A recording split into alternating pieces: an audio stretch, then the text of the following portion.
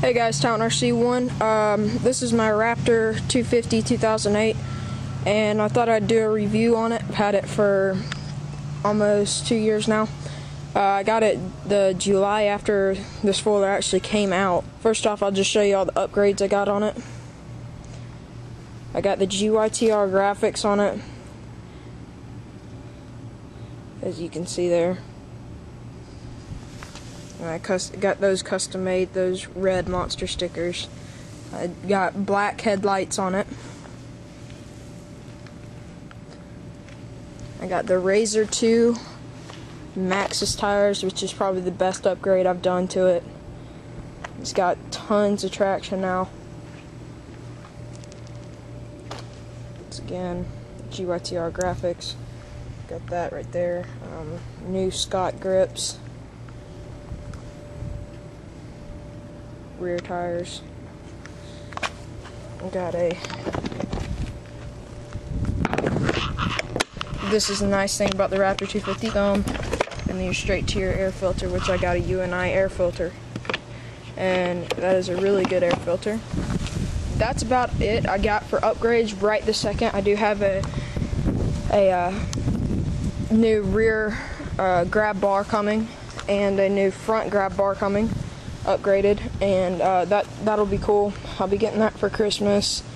Hopefully sometime soon I'll be getting Nerf bars, and yeah, I'll be getting Nerf bars.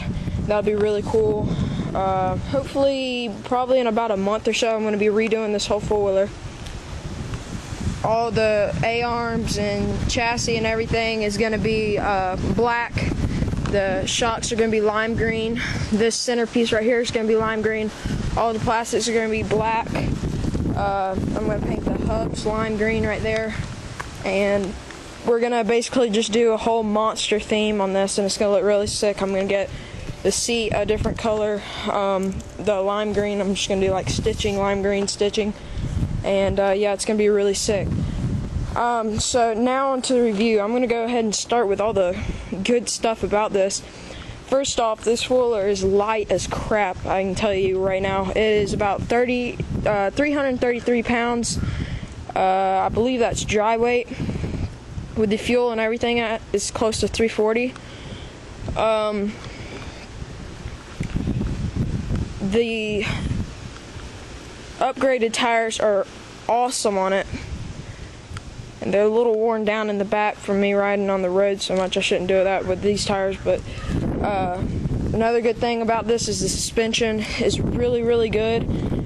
Compared to the TRX 250, it's got about inch more ground clearance in the front and an inch more, or about 0.5 inches more in the rear. The rear shock is really good. I hadn't had a problem with these shocks yet. I might upgrade to different shocks sometime, but I'm not sure. I will be getting a new exhaust sometime soon. This exhaust is really nice, and it's really quiet, believe it or not, and you can take the baffle off and make it sound like you got an aftermarket exhaust on it. I've actually done that before, and it, sounds pretty good. Pretty loud, too. The handlebars is one of my favorite things about this four-wheeler. It is perfect position, and I really, really like it. I probably won't be upgrading handlebars anytime soon. If I do, it'd be Pro Taper bars. I would recommend those. Another good thing about this four-wheeler, it's got a bunch of low-end torque. I was actually really, really surprised with how much low-end torque this four-wheeler has. And, I mean, third gear, just at a dead stop, or, you're rolling a little bit, you can just give it a little bit, bump the gas, and it'll pop it up into a wheelie. That's how much torque this thing has, and I really, really like the top speed too. It's I haven't got a chance to race my buddy's TRX 250 really long. Like, I just raced up the driveway and I won in second gear, and he said he was in fourth, but he said he didn't get a good start. So we'll have a race video coming up, the Raptor 250 against the TRX 250 EX. Both my friends have the TRX 250, and they like them pretty good bit. This is actually about 60 pounds lighter than the TRX 250. You could tell if you sat on them, the TRX 250 is a lot bigger. Almost feels like a 350 or 400. But this foiler is, you know, my dad, he's, I don't know, maybe close to 6 foot tall, probably 5 something, I don't know. And he can get on this thing and ride it around, and it'll get him around really fast, and, you know, don't have a problem at all for bigger riders. And then younger riders like me, I got this thing when I was, I think, 11, and I hopped right on it and started riding around, had no problem with it. And now I'm about to be 14 in probably a month, so, you know, I'm still having a great time with it, and it's still great power. And sooner or later I will be getting exhaust, like I said, to get a little bit more speed out of it. Now to the negatives. There's not too many negatives about this. I will show you one thing I did before I get into the negatives. When I was riding on one of my on my buddy's track, actually the guy that built Ricky Carmichael's backyard track built this track. It's a really nice track. It's about 1.5 miles long, but there's a 40-foot step up, and I was going about 3rd gear pin, and I actually came up a little bit short and bottomed out. As you can see there, my motor mount's cracked in 3 places, so I got to get it welded. Sometime this week so I can get back riding again. My clutch is slipping just a little bit, you can tell. So I'll have to adjust that after we weld that back on. My valves were ticking, and we got it adjusted so it's not ticking no more. Now onto the negatives. The clutch cable itself. This guy right here. I've replaced it 4 times since I've had this foiler. I don't know what it is, but it'll just, like, right there you can see the wire. It'll just start messing up on me. It'll get loose, and I'll only be able to pull it in about halfway like this.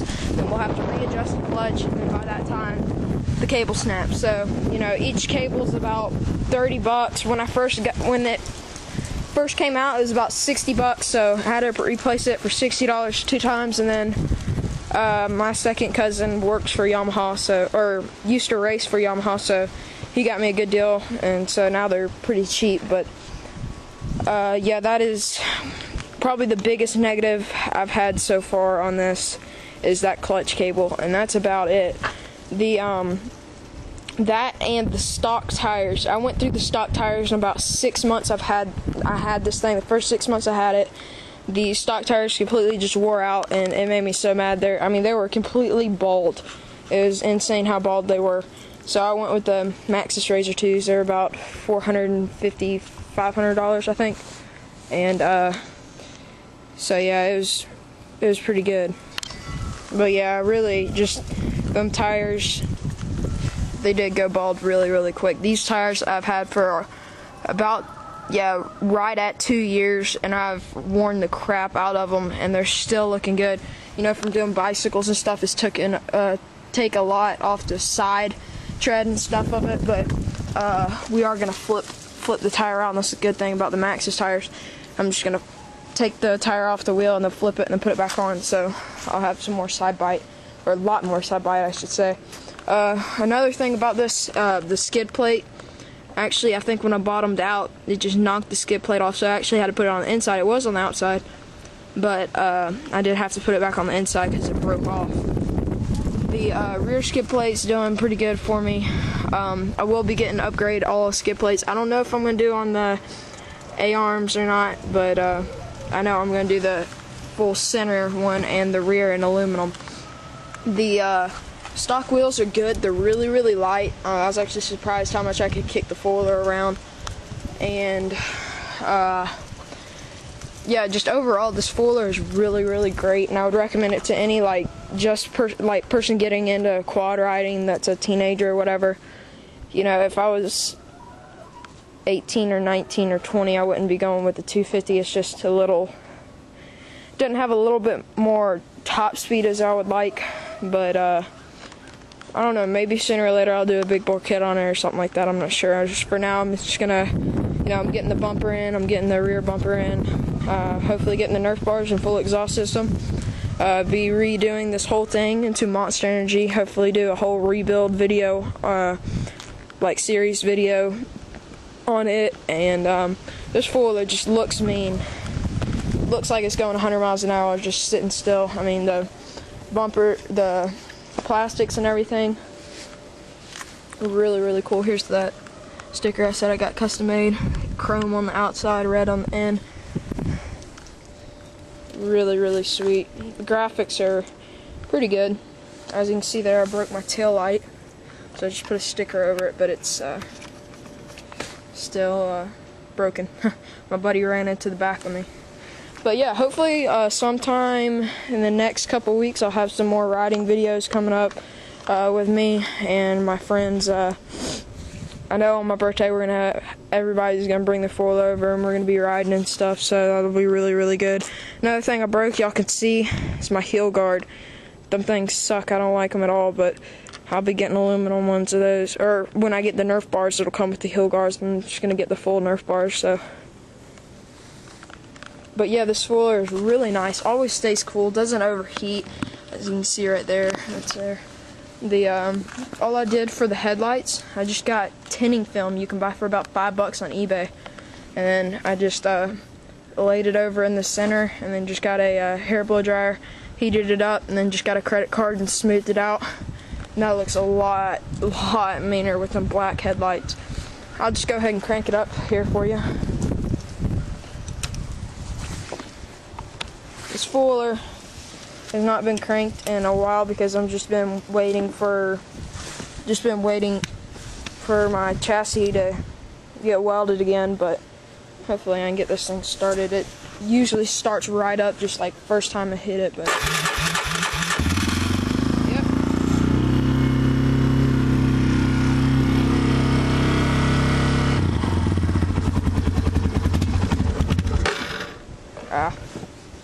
Just keep going.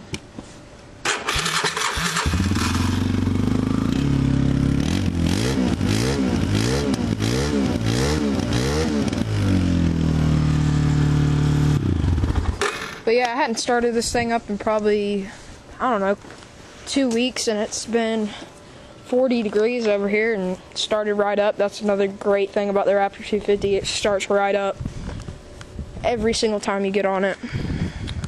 Unless your battery's dead, which happened to me not too long ago. This spoiler is mean.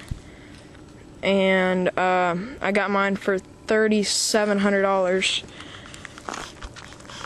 $3,790, I think. I was gonna get the orange edition, the orange one, but this one was cheaper, and you know, I bought it with my own money, so yeah, and that's why I had to get it. It's just get it like 6 months after it came out, but this spoiler is really mean. You know, with the aftermarket exhaust for 250 class, this thing it's actually been up against the 300EX, and on the track it is faster because it's just so light. But I know I'm gonna get comments, oh, my 250 would smoke that, blah blah blah. I've gotten hundreds of comments, people saying that, but on my other videos. But this spoiler is really good, and I love it. Really, it's probably the best 250 class. It is the best 250 class spoiler you can get for going around the trails and on the track too. You can take it right off the trails and go to the track and win.